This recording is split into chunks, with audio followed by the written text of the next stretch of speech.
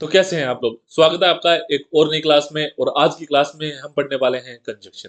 इस क्लास में हम पढ़ेंगे कि कंजक्शन क्या होता है, कंजक्शन के कितने प्रकार होते हैं, कंजक्शन कहाँ-कहाँ यूज़ होता है और कुछ स्पेशल केसेस के बारे में भी पढ़ेंगे, जिनको आपने अभी तक नहीं पढ़ा होगा। इस टॉपिक के पढ़ने के बाद इंग्लिश में आपकी पकड़ थोड़ी और मजबूत होगी और सफलता की सीढ़ी की मतलब एक कदम और आप चढ़ जाओगे। तो चलिए बिना किसी देरी के साथ पहले क्लास शुरू करते हैं।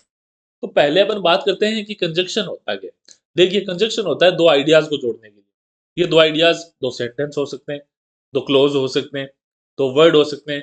ठीक है, वर्ड में क्या आ सकते हैं, नाउन भी आ सकता है, वर्ब भी आ सकती है, एग्जेक्टिव भी आ सकते हैं। यानी ये दो आइडियाज को जोड़ते हैं। ठीक है, अब कभी कभी तो क्या होता है कि वो दोनों आइडिया आपस में बराबर होते हैं ना, बराबर इंपॉर्टेंस के होते हैं, एक और एक दोनों बराबर इंपॉर्टेंस के होते हैं। कभी कभी क्या होता है, एक ज्यादा इंपॉर्टेंस का होता है, एक कम इंपॉर्टेंस का होता है। ये भी होता है कभी-कभी। और कभी-कभी क्या होता है, 2 आइडिया तो बराबर इम्पोर्टेंस के होते हैं और 1 आइडिया कम इम्पोर्टेंस का होता है। मतलब ये कंडीशन बनती है।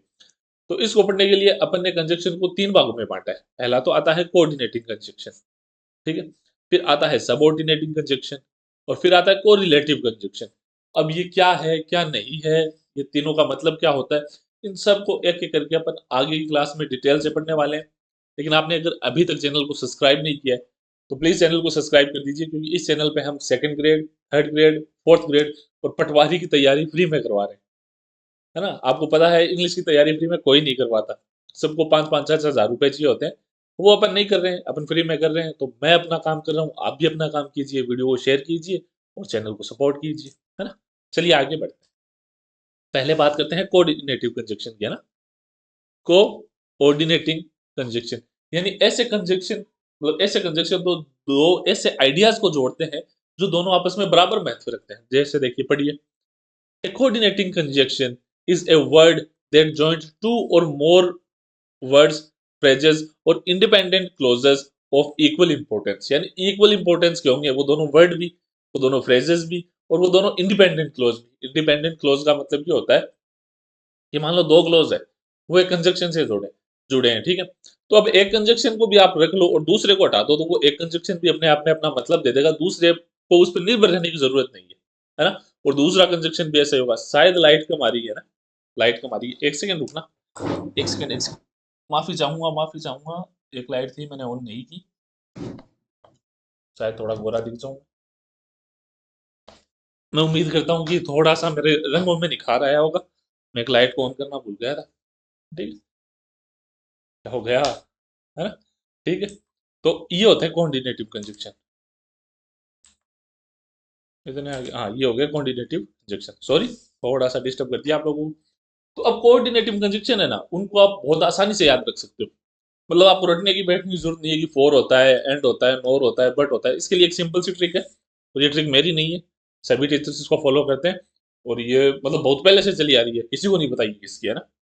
वो ट्रिक है अपनी ये, पेन, है ना, वॉइस।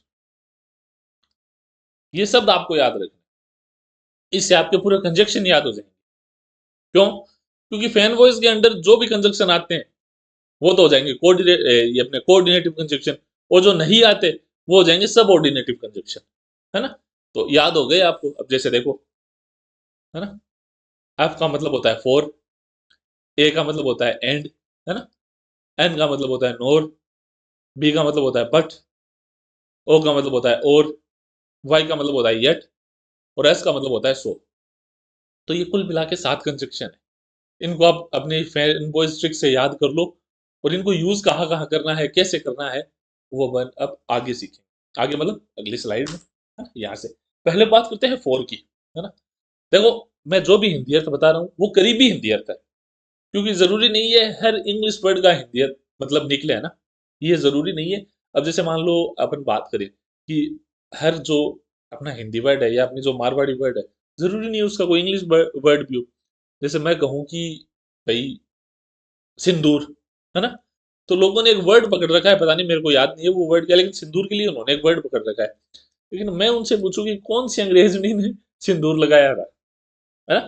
तो उनके सिंदूर का इंग्लिश में शब्द होगा, भई जो चीज़ उनके है ही नहीं, उसका शब्द उनके होगा क्यों, है ना? तो वो चीज़ है। तो देखो फ़ॉर का मतलब होता है क्योंकि या चूँकि, है ना? क्योंकि या चूँकि। ये क्या करता है ये एक रीजन को एक्सप्लेन करता है, ये एक रीजन को बताता है कि कोई काम क्यों हुआ। जैसे देखो,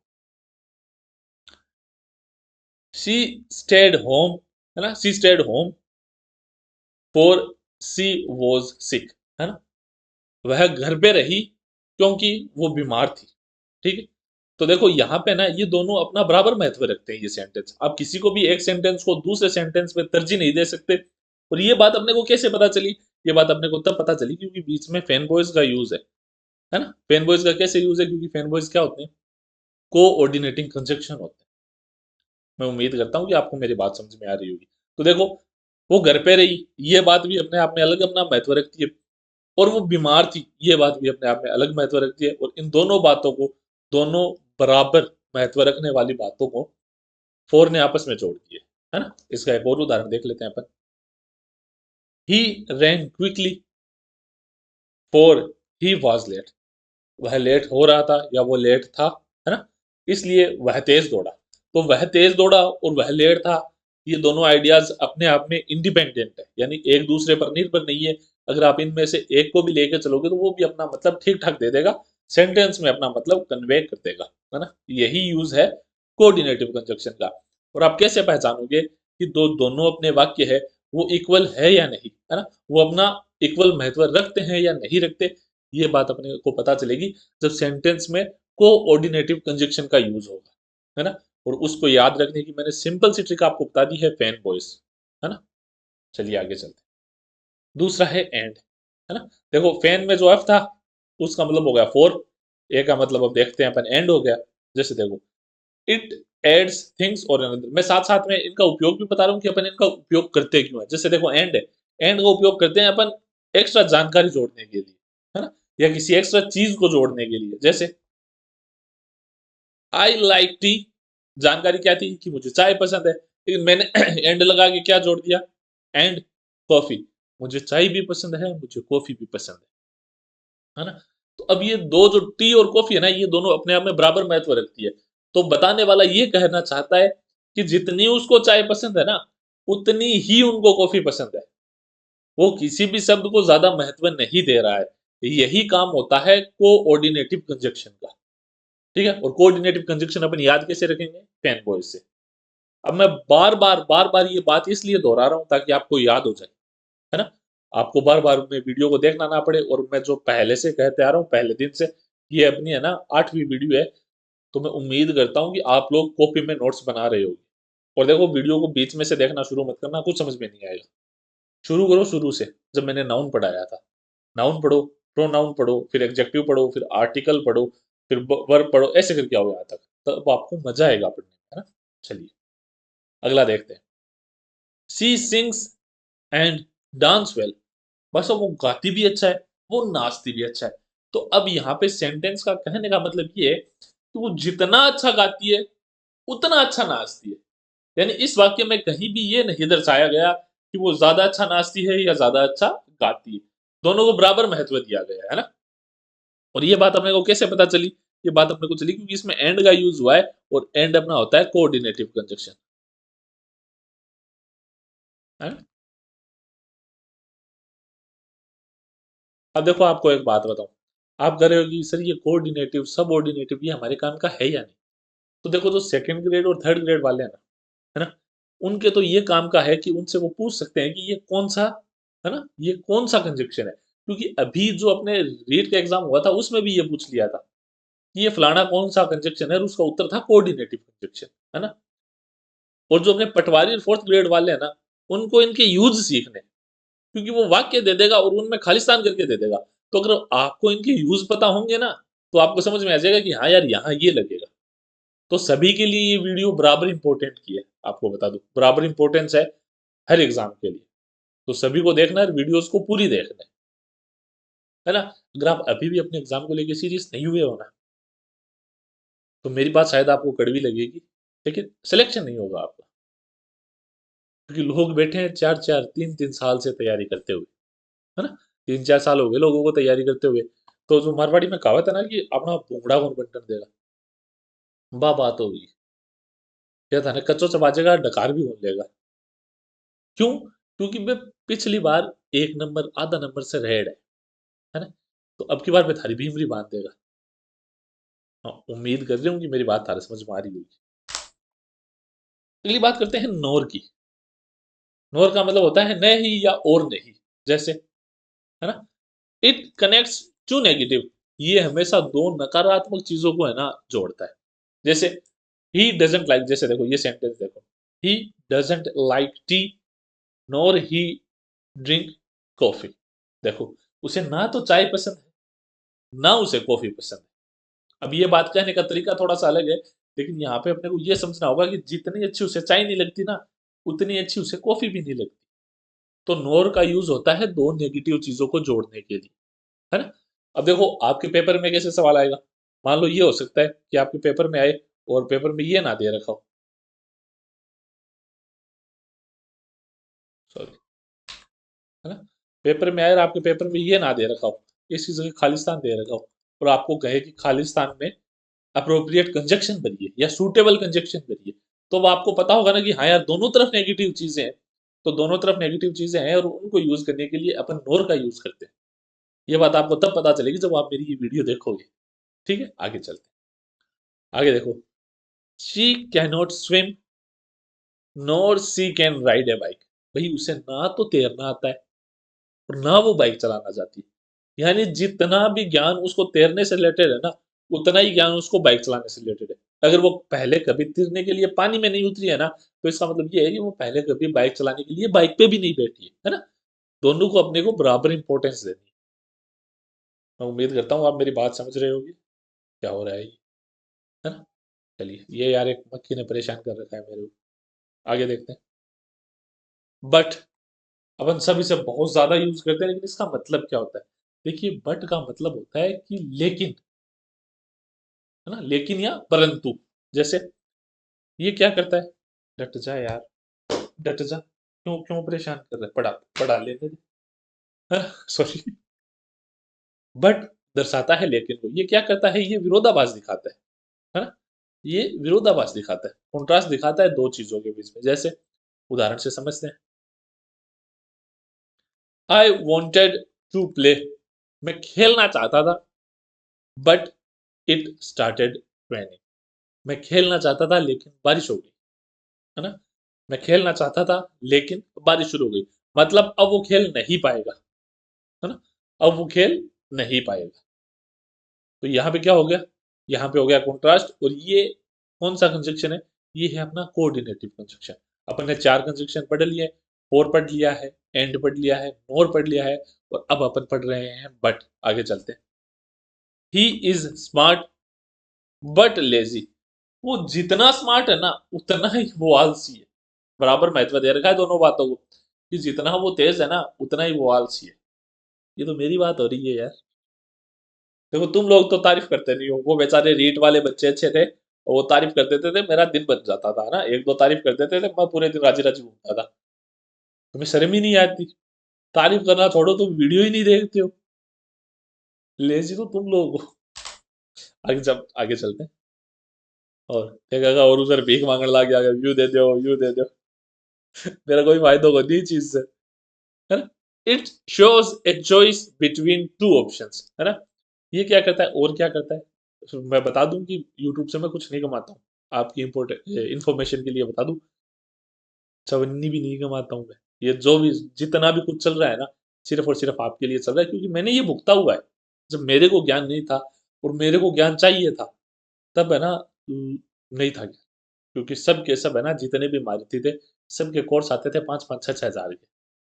अब देखो, मेरी फैमिली इतनी कैपेबल थी कि मैं खरीद पास पाया था ना, मैंने खरीद लिए थे, मैंने पढ़ लिया था। लेकिन जो ज्ञान मैंने लिया है, अब उसे बांटने की बारी है, और उसे इस तरह की बांटने की बारी है कि आप लोगों का फायदा हो। देखो, नो डाउट, आज नहीं कल कभी ना कभी मेरे को इससे कमाई भी होगी, है ना। देखो, झूठ नहीं बोल रहा मैं, है जैसी बात बता देता हूँ। झूठी बात करना में कोई सार को नहीं। लेकिन वह होसी जद होसी, और पता नहीं कि मैं जब तक उसे कंटिन्यू रख पाऊँ भी नहीं पाऊँ। मान लो आज से 1 साल बाद यूट्यूब से मेरी कमाई शुरू हुआ ना, 1 साल बाद शुरू हुई। लेकिन परिस्थिति ऐसी बन जाएगी, मुझे पहले पैसे की ज़रूरत पड़ जाए, तो हो सके मेरे को यूट्यूब छोड़ना भी पड़ सकता है ना? तो उसकी कोई गारंटी नहीं है। मैं देखो, डरो मत, मैं कोशिश करूँगा कि मैं बिल्कुल नहीं छोड़ूँ। लेकिन आपको एक हाइपोथेटिकल मैं सिचुएशन बता रहा हूँ कि ऐसा हो सकता है ना। अभी जो भी काम हो रहा है ना उसका मेरे को टक्का नहीं मिल रहा। आगे चलते हैं। You can take the bus और वॉक। तो भाई मेरे फर्क नहीं पड़ता, तू चाहे बस ले, है ना, या तू पैदल जा। मतलब दोनों भाई बराबर महत्व है। मान लो 5 मिनट की दूरी है, तू बस के लिए वेट करेगा, बस में बैठ के जाएगा तो भी तेरे को 5 मिनट लगने, तू अभी निकल जाएगा तो भी तेरे को 5 मिनट लगने। तो इस तरह से समझो, है ना, चीजों को अपनी तरह से समझो। आगे चलते हैं। यट, है ना, यट जो काम बट कर रहा था ना वैसा ही काम यट करता है। कैसे? ये भी कॉन्ट्रास्ट बताता है, ये भी विरोधाभास का एहसास कराता है हमको। जैसे जैसे इट वॉज कोल्ड, बहुत ठंड थी, है ना, इट वॉज कोल्ड, ठंड थी। Yet he refuses to wear a jacket, ये अपने घर के बच्चे करते हैं, मैंने बहुत देखा है। कितनी कड़ाके की ठंड पड़ रही हो, वो सर पर टोपी नहीं पहनते हैं और मतलब कमिटमेंट कर रखी है कि नहीं पहनूंगा तो नहीं पहनूंगा। आप पहना दो, 2 मिनट में आपको पता नहीं वो कहाँ मिलेगी, घर पे कौन से फर्श पे मिलेगी, कितनी गंदी हुई मिलेगी, बच्चे नहीं पहनते। तो ये एक विरोधाभासी बात है कि ठंड भी तेज थी फिर भी टोपी नहीं पहनूंगा। वही ये बात है कि ठंड भी तेज थी फिर भी जैकेट नहीं पहनी। ओ, आगे देखो। She is small yet very strong. भाई भले ही उसकी हाइट कम है लेकिन माथा बराबर का खाती है ना। यानी जितनी उसकी हाइट कम है उतनी वो ताकतवर है। यहाँ पे ऐसे लिखा हुआ है, जितनी उसकी हाइट कम है उतनी वो ताकतवर है। कोई याद आ गया था मेरे, आई एम सॉरी। वो वाली बात है ना। आप बाकी आप समझदार हो। सो यानी इसलिए ये क्या करता है, ये रिजल्ट बताता है या परिणाम बताता है ना। क्या करता है, रिजल्ट शो करता है या कॉन्सिक्वेंसेस। ये सारी पीडीएफ्स है ना आपको टेलीग्राम पे मिल जाएगी। और मैं आज कुछ ज्यादा ही बातें कर रहा हूँ शायद, उसके लिए सॉरी। क्या है, ये मेरी जितनी भी वीडियो उसके पीछे कुछ भी आ रहा है वो मैं आपको बोल के बता दूंगा, लिख के बता दूंगा। बाकी अगर आपको पीडीएफ चाहिए तो टेलीग्राम ज्वाइन, वहां पे मिल जाएगी, है ना। आगे चलते हैं। तो सो क्या करता है, अपना परिणाम बताता है।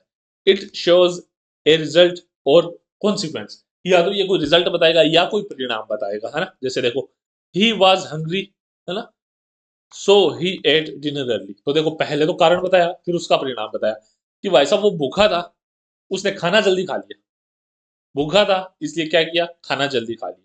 दूसरा देखो, अपने को मेनली ये पहचानना है कि कोऑर्डिनेटिव कंजक्शन का काम क्या होता है ना, और कौन से कोऑर्डिनेटिव कंजक्शन होते हैं। तो अपने को ये 7 तो याद करने हैं। कौन से? एंड, है ना, सॉरी, फॉर, एंड, नोर और बट, फिर और आ गया, येट आ गया और सो आ गया। ये सातों के सातों तुम्हें याद होने चाहिए। और इनको याद कैसे करोगे, ये फैन बॉयज से, है ना। मैं बार बार दोहरा रहा हूँ ताकि आपके याद हो जाए। ये फैन बॉयज, ये अपनी ट्रिक है, इसको इससे याद कर लेना। एक और उदाहरण दे लेते हैं।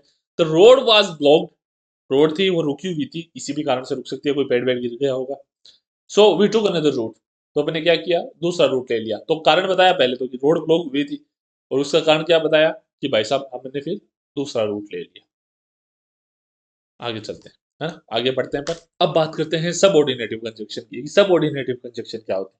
तो ये वो सारे कंजक्शन होते हैं जो फैन बॉयज में नहीं होते। यानी फैन बॉयज के अलावा जितने भी कंजक्शन बच गए वो सारे किस में होते हैं, सबऑर्डिनेटिव कंजक्शन में, है ना। ये क्या करते हैं, इनमें एक तो होता है मेन क्लोज होगा, या तो या मेन कोई वर्ड होगा और उस पे निर्भर होगा दूसरा या तो क्लोज, यानी दूसरा सेंटेंस। एक तो सेंटेंस होगा जो खुद पे निर्भर होगा, फिर एक दूसरा सेंटेंस होगा जो पहले वाले सेंटेंस पे निर्भर होगा, है ना। या कोई दूसरा शब्द होगा जो पहले वाले शब्द पे निर्भर होगा। कैसे, उदाहरण से समझते हैं, आपको आसानी से समझ में आएगा। तो देखो, these connect an independent clause, एक ऐसा क्लोज या एक ऐसा सेंटेंस जो अपने आप में कंप्लीट है, जो अपने आप में एक पूर्ण उत्तर दे सकता है ना, complete sentence with A dependent clause. एक ऐसे क्लोज को एक ऐसे क्लोज के साथ जोड़ता है जो पहले वाला तो होता है वो क्या कर सकता है, अपने आप का पूर्ण उत्तर अकेले दे सकता है।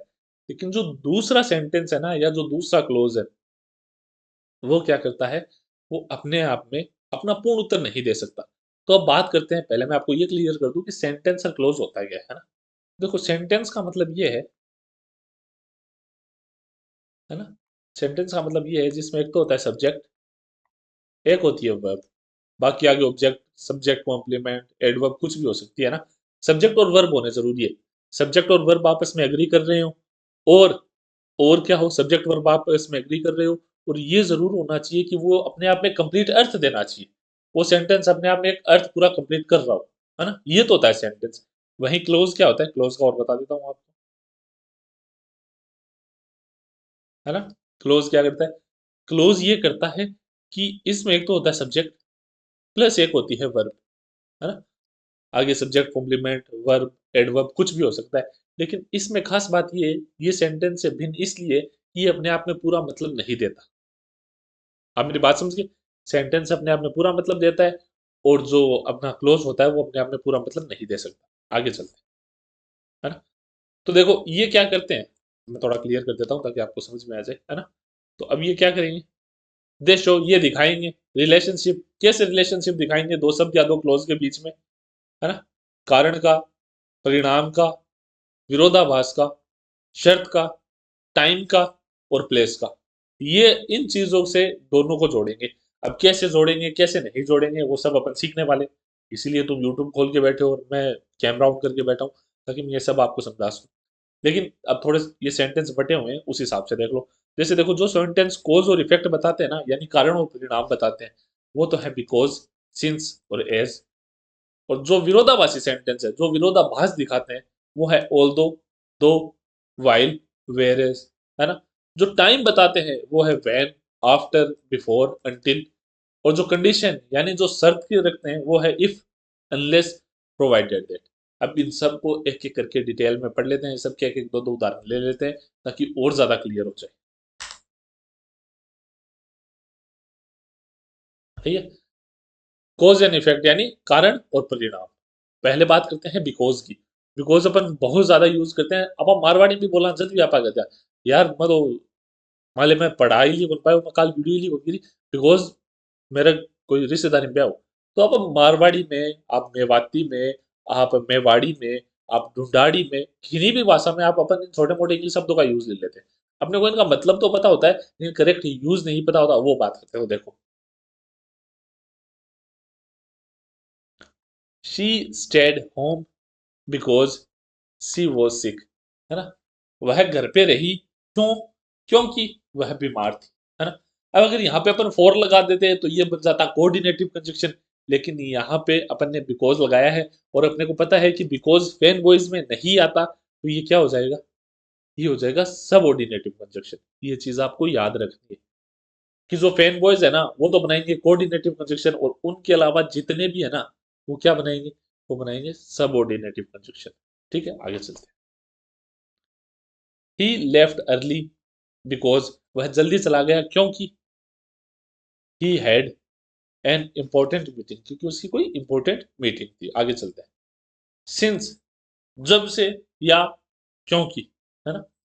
सिंस इट वॉज रेनिंग, क्योंकि बारिश हो रही थी, है ना।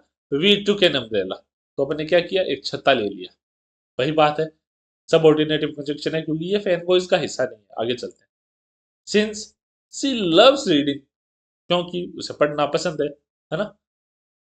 She spend hours in the library, तो वो घंटों बिता देती है लाइब्रेरी के अंदर। आगे चलते हैं। एज यानी क्योंकि, ये क्या बताता है, ये कारण बताता है। एज हमेशा क्या बताएगा, कारण बताएगा। जैसे देखो, एज आई वॉज टायर्ड, क्योंकि मैं थका हुआ था।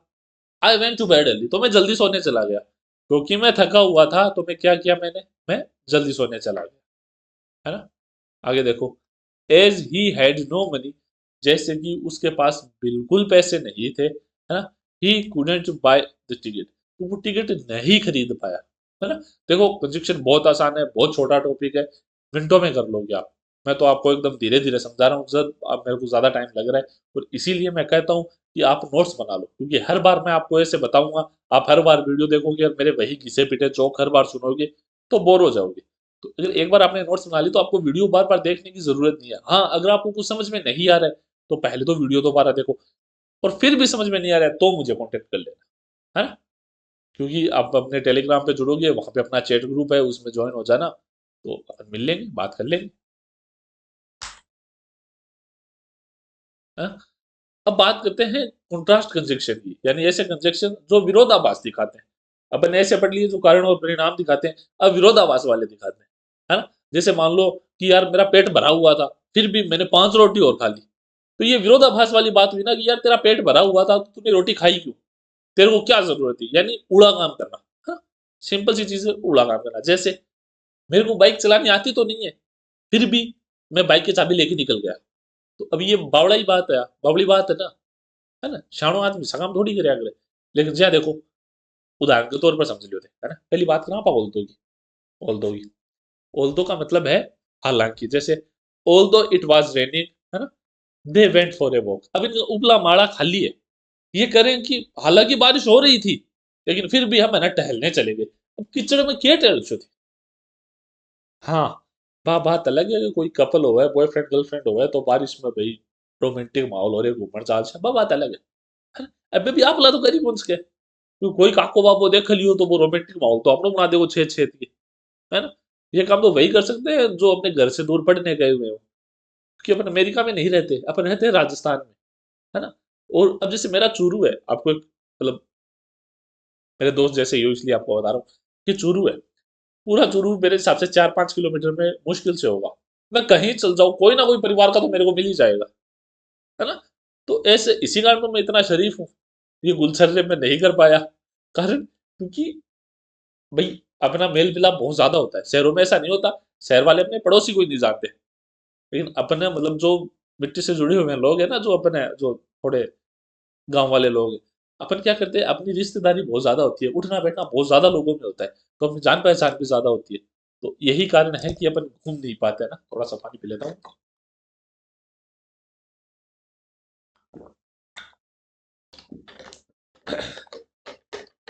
आगे चलते हैं। ऑल्दो शी स्टडीड हार्ड, भाई उसने बहुत, हालांकि उसने बहुत मेहनत से पढ़ाई की थी। शी फेल्ड द टेस्ट, लेकिन फिर भी वो फेल हो गई, है ना? भाई मेहनत तो घनी करी, लेकिन एक अकल नाम की भी चीज हो है, देखो ये सारी बातें कहने की, है ना? मेहनत कुछ भी चेंज कर सकती है। अगर आपको वहम है ना आपको इंग्लिश नहीं आती, मैं कह रहा हूँ एक बार इस कॉन्फिडेंस के साथ बैठ जाओ कि कुछ भी हो जाओ, आज तुमने ये फलाना टॉपिक सीख के ही उठूंगा, आपको 1 घंटे के अंदर अंदर वो टॉपिक आने लग जाएगा। इंग्लिश इतनी सिंपल है, दुनिया की कोई भी चीज इतनी ही सिंपल है। वो तब तक मुश्किल है जब तक अपन पहला कदम नहीं उठा लेते, है ना? आगे चलते हैं। आज यार मतलब कुछ ज्यादा ही बातें कर रहा हूँ, है ना? मूड मूड पे होता है, आज मूड बहुत अच्छा है। आज मूड बहुत अच्छा है क्योंकि अपने 2700 प्लस सब्सक्राइबर हो चुके हैं, ठीक है, और अभी भी बढ़ रहे हैं। तो यार जी अच्छा है क्योंकि अ, ये मान लो आप रीट के बाद, रीट का जब से एग्जाम हुआ था, तो तुम लोग पता नहीं कहाँ गायब थे, है ना? आज पटवारी वाले में तुम लोग थोड़े बहुत वापस आए हो, तो थोड़ा जी राजी है मेरा। आगे देखो, सॉरी यार थोड़ा टाइम वेस्ट कर रहा हूँ तुम लोगों का, लेकिन हमेशा सीरियस होकर नहीं पढ़ाया जाता। आगे चलते हैं। दो, यानी हालांकि देखो, आप जहां ऑल दो यूज कर सकते हो वहां दो भी यूज कर सकते हो, है ना? ये आपकी चॉइस पे डिपेंड है, मतलब बिल्कुल एक होता है, और सेंटेंस का यूज भी बिल्कुल एक जैसा होता है। जहां आप ऑल दो यूज करते हो वहां आप दो यूज कर सकते हो, है ना? दो he was rich, he lived a simple life, हालांकि वह अमीर था। अब आप आजकल लोगों को देख रहे होगे, कमाते 5 है, दिखाते 50 है ना? मतलब थोड़े से रुपए कमाने लगे, पहले आईफोन लेके आएंगे, एक गाड़ी लेके आएंगे, महंगे कपड़े पहनेंगे, ताकि आपको दिखा सके कि वो कितने पैसे वाले हैं, अपनी जिंदगी में कितने खुश है। लेकिन ये सारी दिखावे की जिंदगी है, जैसा कि अपने इंस्टाग्राम वाले इन्फ्लुएंसर करते हैं, है ना? वो अपने को दिखाते हैं कि वो इतने पैसे वाले हैं, ऐसे हैं वैसे हैं। जो पैसे वाला होता है वो कभी ऐसे पैसे नहीं उड़ाता। अगर आप रियल लाइफ में किसी करोड़पति को या अरबपति को जानते हो, तो कभी उनके साथ बैठना उठना, आपको पता चलेगा कि आपने ज्यादा ब्रांडेड चीजें पहन रखी है, उन्होंने कम पहन रखी है। और अगर वो ब्रांडेड चीजें पहन भी रखेंगे ना, तो वो इतनी सिंपल होगी कि उनको देख के पता नहीं चलेगा कि ये ब्रांडेड है। जिनके पास खानदानी पैसा होता है, और जिनके पास नया नया पैसा आता है ना, वो उछलते हैं, है ना? वो उछलते हैं। आगे चलते हैं। दो सी वाज स्कैर्ड, हालांकि वह डरी हुई थी, है ना? सी इंटर्ड द हॉन्टेड हाउस, अब वो डरी भी हुई थी, फिर भी वो भूतिया घर में चली गई। तो वो खुद बेवकूफ है ना, खुद बेवकूफ है वो। आगे चलते हैं ना, हॉन्टेड हाउस। लड़के मेरी बात समझ गए।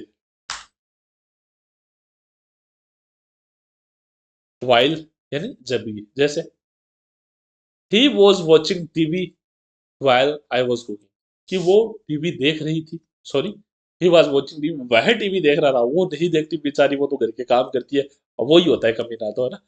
वो टीवी देख रहा था, तो क्या, मैं खाना बना रही थी ना। He was watching TV while I was cooking, तो वाइल क्या करता है, दो पैरेलल एक्शंस को दिखाता है, यानी दो ऐसे एक्शंस को दिखाता है कि एक हो रहा था उसके साथ दूसरा हो रहा था, जैसे she loves T while her brother prefers coffee, वो क्या करती है, चाय पसंद करती है, लेकिन उसका भाई है, वो क्या करता है, वो कॉफी पसंद करता है। अब मैं आपको बता दूं कि ये अपन फिर से सबऑर्डिनेटिव कंजक्शन पढ़ रहे हैं, और सबऑर्डिनेटिव कंजक्शन को पहचानने का एक तरीका है कि आप फैन बॉयज याद करो, है ना। फैन बॉयज क्या होते हैं, एक बार फिर से एक बार रिपीट कर लो मेरे साथ, एफ ए एन, है ना, बी ओ वाई एस।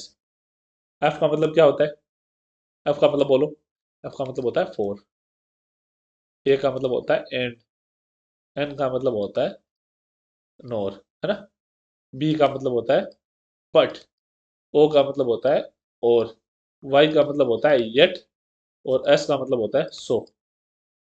ये सात है जो सिर्फ कोऑर्डिनेटिव कंजक्शन होते हैं।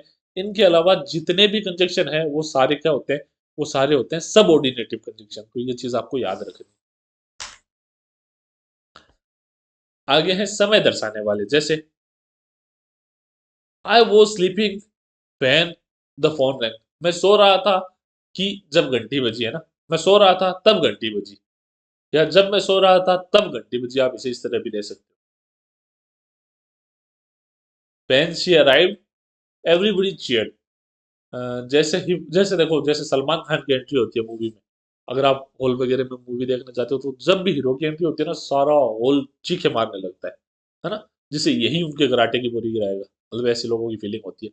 तो आप ये समझो कि ये कह रहा है कि जब वो आई ना, तो ये दोनों सेंट जो जो दोनों है ना, तो दोनों अपने सेंटेंस है, या जो दोनों अपने क्लोज है, उनकी क्या कर रहा है, ये टाइमिंग बता रहा है कि वो, उन्होंने कब चीयर किया, जब वो आई, वो कब आई, जब उन्होंने चीयर किया, वो वाली बात है। आगे चलते हैं। आफ्टर, आफ्टर, आफ्टर का मतलब होता है बाद में, जैसे I will call you after the meeting, मैं तुम्हें फोन करूंगा, कब मैं फोन करूंगा तुम्हें, मीटिंग के बाद। जैसे we went out after it stopped raining, हम बाहर कब गए, हम बाहर तब गए जब बारिश रुक गई। ये सारे कौन से हैं, ये सारे सबऑर्डिनेटिव कंजक्शन है। अगला देखते हैं, बिफोर, बिफोर का मतलब होता है पहले, है ना। Wash your hands before you eat, भाई खाना खाने से पहले अपने हाथ धो लो, ये टाइम वाले हैं। जैसे देखो पहले क्या था, पहले था जब, फिर था बाद में यानी व्हेन, आफ्टर, फिर आ गया बिफोर यानी पहले, कि खाना खाने से पहले अपने हाथ धो लो, या ही finished his work before going home, वही वही कर जाने से पहले उसने अपना काम पूरा कर लिया, काम सटा लिया सारा। आगे देखते हैं, आगे है अंटिल यानी जब तक, wait here until I come back, यहाँ इंतजार करो जब तक मैं वापस आता हूँ, है ना। Wait here until I come back, तुम यहाँ वेट करो जब तक कि मैं वापस आता हूँ। तो ये क्या है, ये सब ऑर्डिनेटिव कंजक्शन है, कि जो तुम यहाँ वेट करो, वेट हियर, है ना, यू वेट हियर का मतलब है तुम यहाँ वेट करो, ये तो है अपना इंडिपेंडेंट क्लोज, अपने आप में स्वतंत्र क्लोज। और जो डिपेंडेंट क्लोज है, जो सामने वाले पे निर्भर है, वो है अंटिल आई केम बैक या until I come back. She won't sleep, वह नहीं सोएगी, अंटिल हर डैड कम, है ना, वह नहीं सोएगी जब तक उसके पिताजी नहीं आएंगे, है ना। आगे चल, आगे है कंडीशनल कंजक्शन, यानी ऐसे कंजक्शन जो क्या बताएंगे, शर्त बताएंगे, है ना, शर्त बताएंगे, सॉरी, हाँ, शर्त बताने वाले, कंडीशनल का मतलब होता है शर्त बताने वाले। जैसे इफ यानी अगर, यदि, जैसे देखो, if you study well you will pass the exam, अगर तुम पढ़ोगे ना अच्छे से, तो तुम एग्जाम को पास भी अच्छे से कर लोगे, है ना। इफ इट रेन्स, अगर बारिश होगी, है ना, वी विल स्टे इनसाइड, तो हम अंदर चले जाएंगे। मान लो पिकनिक जाने का प्लान बन रहा है, किसी ने कह दिया यार बारिश हो सकती है, तो आप क्या कहोगे, अगर बारिश हुई तो घर पे रह जाएंगे, जो खाना बनाया है वो घर पे खा लेंगे। अनलेस, जब तक नहीं, you want succeed unless you work hard, तुम तब तक सक्सेस नहीं होगे जब तक तुम मेहनत नहीं करोगे, है ना। ये खुद नेगेटिव वर्ड होता है एक तरह से अपने आप में, देखो इसका मतलब ये है जब तक नहीं। आगे देखो, we won't go outside unless the rain stop, कि हम तब तक बाहर नहीं जाएंगे जब तक बारिश नहीं रुकेगी। ठीक है, आगे चलते हैं। अब बात है प्रोवाइडेड दैट, ये क्या है, ये भी शर्त बताता है। You can go to the party provided that, है ना, यू फिनिश योर होमवर्क, कि तू भाई पार्टी में तो जा सकता है ना, बशर्ते तू अपना होमवर्क पूरा कर, लेकिन शर्त रख दी इस चीज की भी, पार्टी में कब जाएगा, जब पहले अपना होमवर्क पूरा करेगा, है ना। ये क्या हो गया, he will land you money, ऐसे बना लेते हैं इसको, provided that, provided that you will return,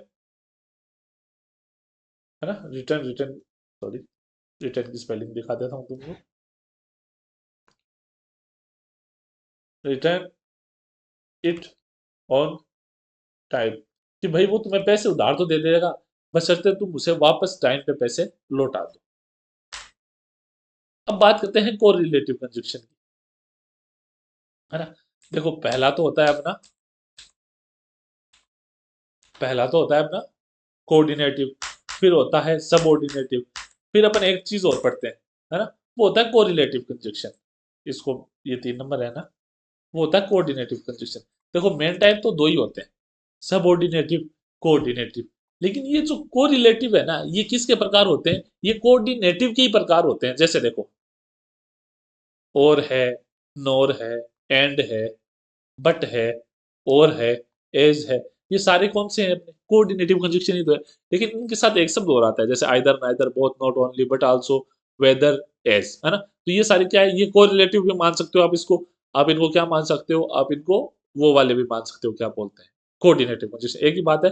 लेकिन पढ़ने में आसानी हो इसलिए मैंने क्या कर दिया, इनको बांट दिया है अलग अलग।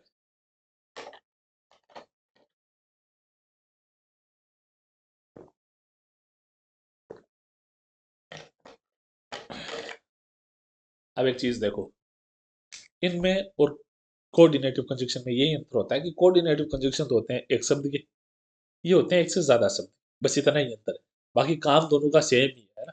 अब चलते हैं इनका थोड़ा मतलब देख लेते हैं। पहला है आइदर और, इसका मतलब होता है या तो या, जैसे you can either come with us और स्टे एट होम, या तो तुम हमारे साथ घर पे आ सकते हो, नहीं, या तो तुम हमारे साथ घूमने आ सकते हो, या तुम हमारे साथ घर पे रह सकते हो। तो ये दोनों क्या है, ये वही बात है, ये दोनों इंडिपेंडेंट क्लोज है अपने आप में दोनों बराबर का मतलब रखते हैं, लेकिन अपन ने और सेम को जोड़ दिया है, सेम की सेम कोऑर्डिनेटिव वाली बात है। Either she will cook dinner or we will order the food, या तो क्या करेंगे कि वो खाना बना लेगी, या अपन खुद, सॉरी, या तो वो खाना बना लेगी या अपन बाहर से ऑर्डर कर लेंगे। नाइदर नॉर, यानी दो नेगेटिव चीजों को जोड़ने के लिए, जैसे neither John nor Peter attend the meeting, न तो जॉन ने मीटिंग अटेंड की, न ही पीटर ने मीटिंग अटेंड की। तो क्या हुआ, दो नेगेटिव चीजों को जोड़ दिया। She speaks neither Spanish nor French, वो ना तो है ना, ना तो वो स्पेनिश बोलती है ना वो फ्रेंच बोलती है, भाई साहब बा बोले मारवाड़ी, है ना, क्योंकि बा गई तीसरी तक स्कूल, फिर भी बस की बात कौन रही, वो बात नया तो स्पेनिश बोले नया वह फ्रेंच बोले, बिना आवे को नहीं हिंदी बेचारी ने, है ना, बा बोले मारवाड़ी, और बा पावे सुख, झूठी नौकरी लागने की टेंशन को नहीं, खैर में देखो क्या बावड़ा हो रहा है। आगे चलते हैं, बोथ एंड, यानी दोनों, जैसे जैसे देखो, both the teacher and the student were happy, दोनों, कौन दोनों, बच्चे और स्टूडेंट दोनों खुश थे, है ना। She is both intelligent and hard working, वो दोनों है, वो इंटेलिजेंट भी है, वो हार्ड वर्किंग, और तुम क्या हो, तुम काले हो, है ना, तुम काले हो, नॉट ओनली बट ऑल्सो, और इस तुम में मैं भी इंक्लूडेड हूँ, है ना। ऐसा मत कह देना कि हो सलमान काली हो गई दियो, आपस से काला, मतलब लड़का की बात कर रहे हैं। न केवल बल्कि, नॉट ओनली बट ऑल्सो का मतलब होता है न केवल बल्कि, यानी दो चीजों को बताते हैं। जैसे देखो, he is not a great singer, वह सिर्फ ग्रेट सिंगर नहीं है, बल्कि एक टैलेंटेड डांसर भी है, वो डांस भी अच्छा कर लेता है। The trip was not only fun but also educational, ये जो ट्रिप पे अपन गए थे ना, जो अपन घूमने गए थे पिलानी, मजा ही नहीं आया, बल्कि बहुत कुछ सीखने को भी मिला, है ना। आगे चलते अब बात करते हैं वेदर और, ये एक तरह से ऑप्शन बताते हैं, चाहे या। जैसे देखो, शो टू पॉसिबिलिटीज, दो पॉसिबिलिटी बताते हैं। I don't know whether he will come और नॉट, भाई मुझे नहीं पता कि वो आएगा या नहीं आएगा। वेदर यू लाइक इट और नॉट, है ना, वी हैव टू गो, चाहे तुम्हें पसंद हो या तुम्हें पसंद नहीं हो, मेरे को जानना पड़ेगा, वो वाली बात। आगे आगे बात करते हैं। ये अभी मैंने बोला था ना, मेरे को जाना पड़ेगा, ये गोलमाल रिटर्न का डायलॉग है।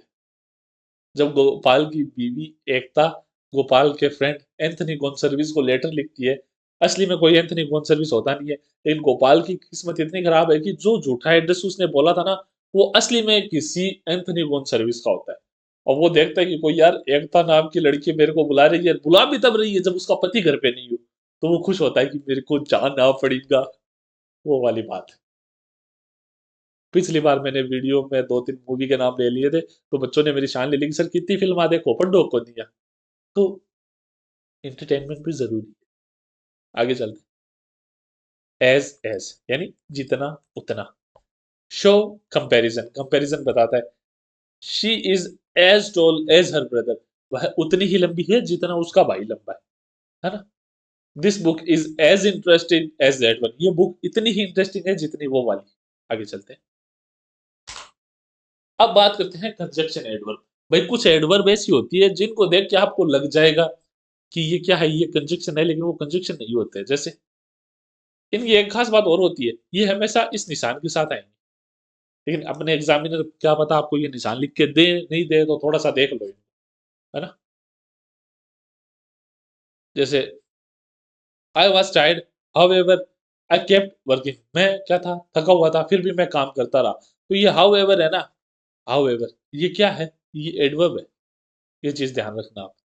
और हमें वो कैसा पता चला, कि एक तो ये निशान है, एक ये निशान है इसके लिए, है ना? जैसे बहुत सी एडवर्ब होती है, एक बार देख लो, ये उदाहरण आप खुद पढ़ लेना, सिंपल सी बात है, ये सारी एडवर्ब्स हैं, है ना? देयरफॉर, दस, ठीक है? कॉन्सिक्वेंटली, फिर कॉन्ट्रास्ट दिखाने वाली आ जाती है, however, on the other hand, ये क्या 2 चीज़ों को जोड़ेगी नहीं, ये बात आप याद रखना, ये एडवर्ब होती है। एडवर्ब का काम क्या होता है? वर्ब को, एडजेक्टिव को या दूसरी एडवर्ब को डिस्क्राइब करना, तो ये यही काम कर रही होगी। आगे चलते हैं।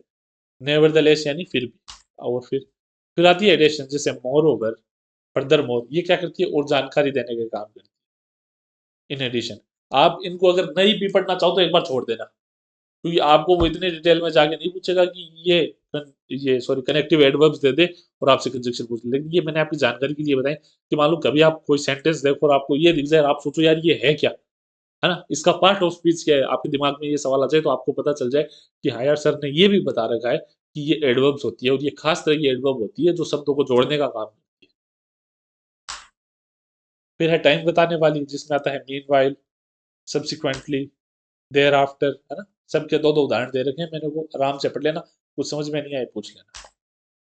अगले बात करते हैं कंक्लूजन समरी, जैसे in conclusion the research was effective, in conclusion the result were positive, क्योंकि क्या थी, रिसर्च थी ना, वो एक्सटेंसिव थी, जो रिजल्ट थी वो एकदम गहन रिसर्च थी, तो इसका फायदा क्या हुआ, इसका फायदा ये हुआ कि रिजल्ट थे वो पॉजिटिव आए, जो रिजल्ट थे वो अच्छे आए। The speech were was inspiring, जो स्पीच थी वो इंस्पायर करने वाली थी। इसका कंक्लूजन क्या हुआ, इन कंक्लूजन एवरीवन अपलॉडेड, सबने ताली बजाई, चीयर किया। टू समराइज, संक्षेप, सं, सं, संक्षेप में, हाँ, संक्षेप में, to summarise, we must work hard to achieve success, संक्षेप में हमें वर्क हार्ड करना चाहिए, हमें मेहनत करनी चाहिए सक्सेस को अचीव करने के लिए। To summarise, healthy eating leads to better life. Overall, कुल मिलाकर, the movie had great acting, overall it was enjoyable, भाई मूवी थी उसमें एक्टिंग अच्छी थी, कुल मिला के पिक्चर अच्छी थी। द ट्रिप वाज ओवरऑल, है ना, it was a great experience. Trip was tiring, भी थकाने वाली थी, लेकिन नहीं, टायरिंग का मतलब अलग होता है ना, इस टायरिंग का मतलब ये अलग होता है। अच्छी थी ओवरऑल, बड़ा मजा आया। अब एक चीज देखो, आप आपको एक चीज करनी है, आपको ये है ना, ये शो देखना है, एफ आर आई, है ना, E N T S, friends. ऐसा लिख लेना जाके नेट पे, है ना, फ्रेंड्स, आपको मिल जाएगा। जरूर देखना है, इंग्लिश में देखना है। इससे आपकी, है ना, इंग्लिश बहुत अच्छी होगी और आपको बहुत ज्यादा हेल्प मिलेगी अपने एग्जाम में। ये काम तो आपको करना ही करना है। और इसको देखने में भी आपको इतना मजा आएगा कि आप कहोगे सर मजा आ गया, है ना। वो काम जरूर करना है था। अब देखो, अब कंजक्शन तो मैं थान पढ़ा दिया। अब मैं थान को स्पेशल केसेस बता दूं। स्पेशल केसेस ये है कि कुछ कुछ सेंटेंस आप कंफ्यूज कर लेंगे जहां ऑल दो है ना। ऑल दो दो है, एक सागे येट लागेगो बट लागेगो, इनमें आपने कंफ्यूजन रहे। तो मैं थाने एक चीज बता दूं कि ऑल दो और दो के साथ हमेशा येट लगता है, कभी भी बट नहीं लगता। कभी भी बट नहीं लगता, हमेशा येट लगता है। और इस बात को प्रूफ करने के लिए ये रहे कुछ sentences. Although he was late, yet he finished his homework on time. अब सुनने में ये भी अच्छा लगता है, although he was late, but he finished his homework on time. लेकिन ये ग्रामेटिकली गलत होता है, ये अपने को कभी नहीं करना है। Though it was raining, हालांकि बारिश हो रही थी, yet they decided to go outside. फिर भी उन्होंने बाहर जाने की सोची। यहाँ भी अपने को बट नहीं लगाना है, yet ही लगाना है। इनमें हमेशा yet ही लगता है। जैसे although she was sick, yet she attended the meeting. हालांकि वो बीमार थी लेकिन उसने फिर भी मीटिंग को अटेंड किया। पानी खत्म हो गया। दो he is rich yet he live a simple life, हालांकि वह अमीर है फिर भी वह एक सिंपल जिंदगी जीता है। दो ही टेक सॉरी दो द टास्क वाज डिफिकल्ट, हालांकि वो टास्क था वो डिफिकल्ट था। Yet she completed it successfully, लेकिन फिर भी उसने उसे सक्सेसफुली कंप्लीट कर लिया। अब बात करते हैं एक वर्ड और की, सपोज और इफ, है ना। सपोज का मतलब होता है मान लो, कल्पना करो। इफ का मतलब होता है अगर, है ना। तो जैसे अगर मैं हिंदी में कोई शब्द बोलूं कि यार मान ले अगर तुम्हारी ट्रेन मिस हो जाए तो, है ना। तो अपन ने दोनों शब्द साथ में यूज ले लिए, एक तो मान लो और एक अगर, कि मान लो अगर तुम्हारी ट्रेन मिस हो जाए। लेकिन इंग्लिश में अपन ये नहीं कर सकते, तभी मैं मना करता हूं कि हिंदी को देख के इंग्लिश के वाक्य को जज मत किया करो। जैसे कभी भी ये दोनों साथ में दिख जाए ना सेंटेंस में पास पास, मान लेना वो सेंटेंस गलत है। सीधा सीधा मान लेना वही गलती है। जैसे देखो, suppose you miss the train, what will you do, या if you miss the train what will you do. दोनों साथ में नहीं आएंगे, ये चीज याद रखना। कभी भी साथ में नहीं आएंगे, एक सेंटेंस में एक ही आएगा, या तो सपोज आएगा या इफ आएगा, है ना। मान लो अगर तुम्हारी ट्रेन मिस हो जाए तो तुम क्या करोगे, अगर तुम्हारी ट्रेन मिस हो जाए तो तुम क्या करोगे। दोनों तरह से सेंटेंस बन सकते हैं, मतलब एक सा ही निकलता है दोनों का। Suppose we go to suppose we go by car instead of bus, मान लो अगर हम गाड़ी से जाएं तो बस के अलावा, या वैसे ही अगर हम गाड़ी से जाएं तो बस के अलावा, सेम बात है। लेकिन दोनों एक साथ नहीं आएंगे, है ना।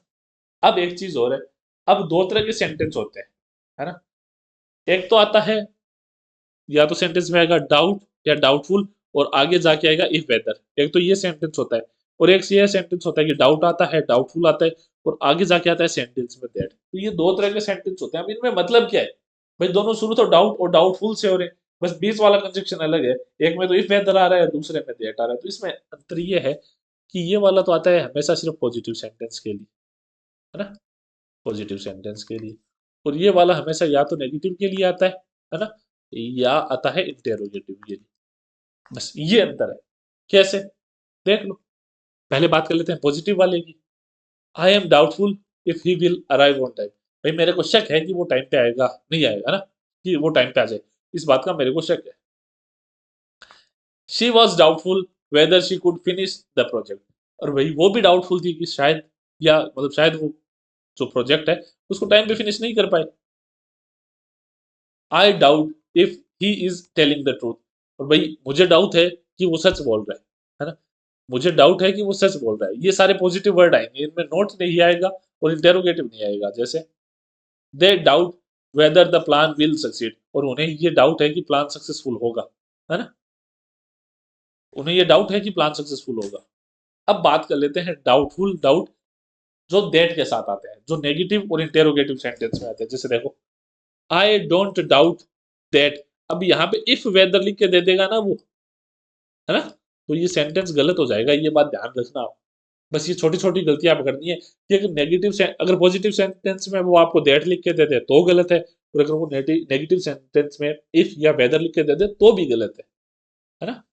He will win the match कि भाई मुझे शक है, नहीं मुझे ये शक नहीं है कि वो ये मैच नहीं जीतेगा, ये इस तरह से। She never doubted that he was honest, उसने ये कभी शक नहीं किया कि वो ऑनेस्ट नहीं है। ये इस तरह से सेंटेंस है। अब देखो, अब कौन से, अब इंटेरोगेटिव वाले, do you doubt that he is telling the truth, क्या तुम्हें ये शक है कि वो सच नहीं बोल रहा है ना? ये सेंटेंस का मतलब ऐसे निकलता है, नेगेटिव मीनिंग निकलता है एक तरह से। Isn't it doubtful that they will arrive on time, क्या ये डाउटफुल नहीं है कि वो टाइम पे आ जाएंगे? ये वाली बात। लेस्ट और शुड की बात कर लेते हैं। ये हमेशा क्या आएंगे? साथ साथ में आएंगे। लेस्ट और शुड हमेशा साथ साथ में आएंगे। लेस्ट के साथ और दूसरा कुछ नहीं आएगा, हमेशा शुड ही आएगा। लेस्ट हार्ड, सॉरी लेस्ट लेस्ट क्या है, sorry sorry sorry, study hard लेस्ट you should fail the exam, कि अगर तुम्हें एग्जाम में फेल नहीं होना है तो तुम्हें क्या करनी होगी? स्टडी करनी होगी। हमेशा ध्यान रखना, इसका मतलब होता है नेगेटिव। नेगेटिव होता है कि अगर तुम ऐसा नहीं करोगे तो, अगर तुम नहीं पढ़ोगे तो तुम एग्जाम में फेल हो जाओगे, इसका मतलब ये है ना? तो ये होता है कि अगर नहीं, अगर तुमने नहीं पढ़ा, अगर तुमने मेहनत से पढ़ाई नहीं की तो तुम एग्जाम में फेल हो जाओगे। He walk quickly lest he should miss the train, कि वह तेजी से चला, अगर वह तेजी से नहीं चलता तो वो ट्रेन को मिस कर देता। She spoke softly lest someone should overhear their conversation, वह धीरे धीरे बोली इसलिए ताकि उन्हें कोई सुन ना ले।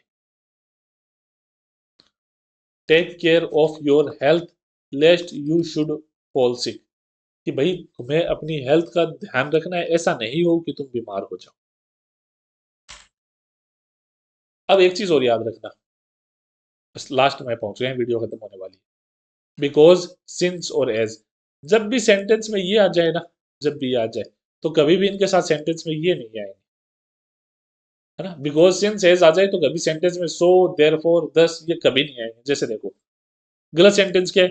Because it was raining so we stayed inside, अगर बारिश हो रही थी इसलिए क्या हुए, अपन अंदर रह गए, तो अपन ने यहाँ पे सो लगा दिया ना, तो ये नहीं आ सकता, ये गलत हो जाएगा ग्रामेटिकली। सही ये होगा, because it was raining we stayed inside. आगे देखो, सिंस ही वाज टायर्ड, हालांकि वह क्या था, टायर्ड था, देयरफॉर ही स्लेप्ट अर्ली, इसलिए वो जल्दी सो गया, तो ये देयरफॉर नहीं आएगा, है ना? Since he was tired he slept early. मेरे कहने का मतलब ये है कि जब भी एक सेंटेंस बिकॉज, सिंस, एज से शुरू हो रहा हो, या उसमें because, since, as coordinative conjunction हो, तो उसके साथ सो, देयरफॉर, दस जैसे ये एडवर्ब्स नहीं आएंगे। एज शी वाज लेट दस शी मिस द ट्रेन, वह लेट थी इसलिए उसने ट्रेन मिस कर दी, ये बात तो सही है, लेकिन दस नहीं आएगा। ये अपना रूल है, बस ये चीज ध्यान रख लो आप, है ना? ये रूल है, दस नहीं आएगा। तो इसी के साथ आपके कंजक्शन भी पूरी हो गए। अब सिर्फ एक टॉपिक और पड़ा है, उसके बाद आपके पार्ट ऑफ स्पीच है वो कंप्लीट ही हो जाएंगे। देख लो, 9 वीडियो में मैंने तुम्हारा पार्ट ऑफ स्पीच कंप्लीट करवा दिया, बोलना और नहीं जा रहा। 9 वीडियो में पार्ट ऑफ 9 वीडियो में अपना पार्ट ऑफ स्पीच कंप्लीट हो गया है। ठीक है, लोगों को जिसमें 3-3 महीने लगते हैं ना, वो मैंने करवा दिया है 9 वीडियोस में। आप 9 दिन के अंदर पार्ट ऑफ स्पीच कंप्लीट कर सकते हो, और इतनी डिटेल में कर दोगे कि किसी ने नहीं पढ़ाया होगा। तो मैं उम्मीद करता हूँ कि आपको वीडियो पसंद आई होगी, और अगर वीडियो पसंद आई है तो चैनल को सब्सक्राइब जरूर करना, और अपने दोस्तों को इस चैनल के बारे में जरूर बताना। Good bye.